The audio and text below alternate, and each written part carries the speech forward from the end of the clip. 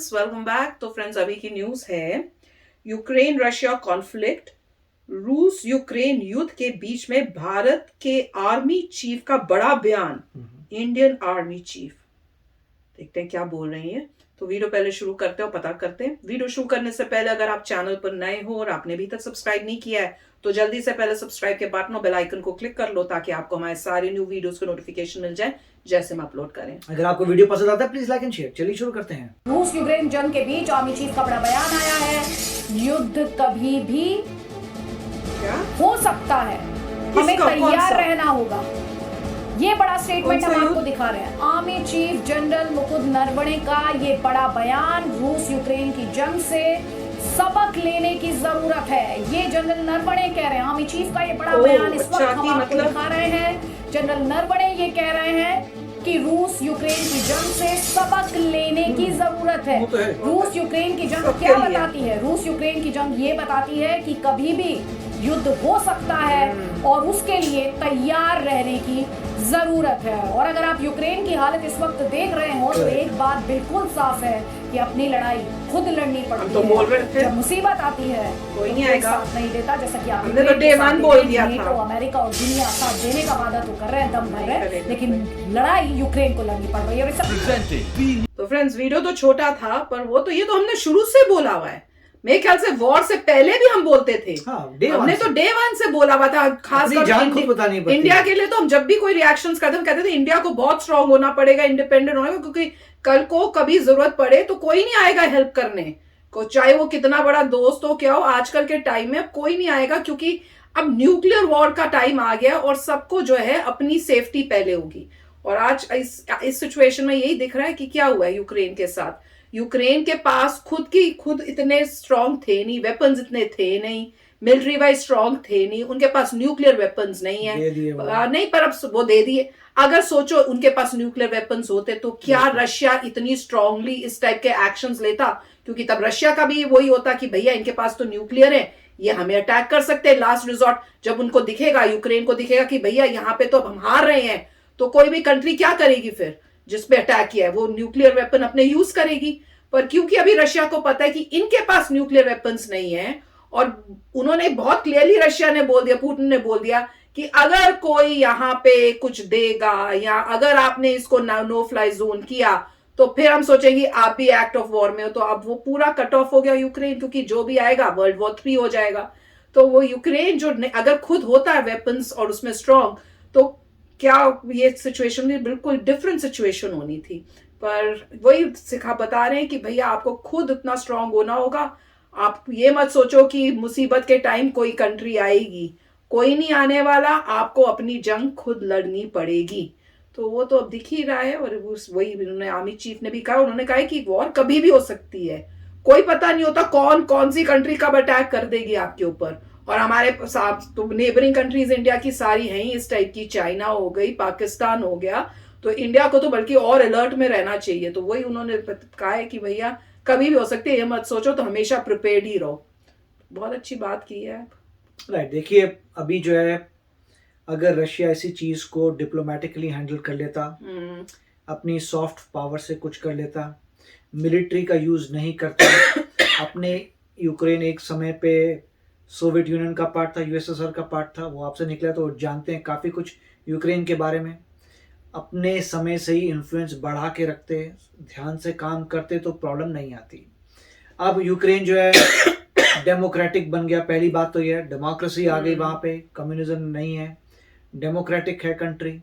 उसने अपना डिसाइड किया कि गलती से पहली गवर्नमेंट्स ने अपने न्यूक्लियर वेपन्स भी दे दिए।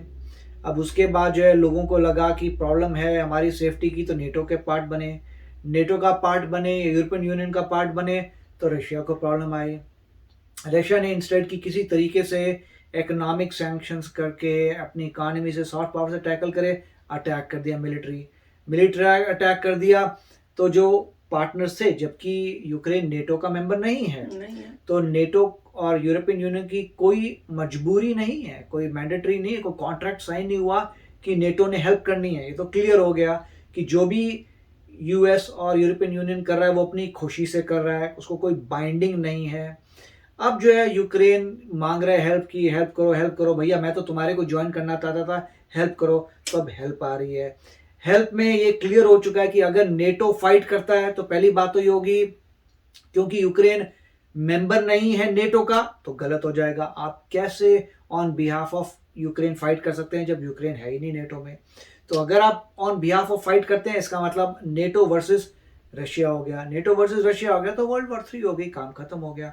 न्यूक्लियर मिसाइल्स चलेंगे और पूरी अर्थ बचेगी नहीं। तो वो तो बहुत ही डिजास्टर वाली बात होगी अगर नेटो भी वॉर में आ जाता है। तो नेटो को कुछ भी हो जाए, वॉर में नहीं आना चाहिए।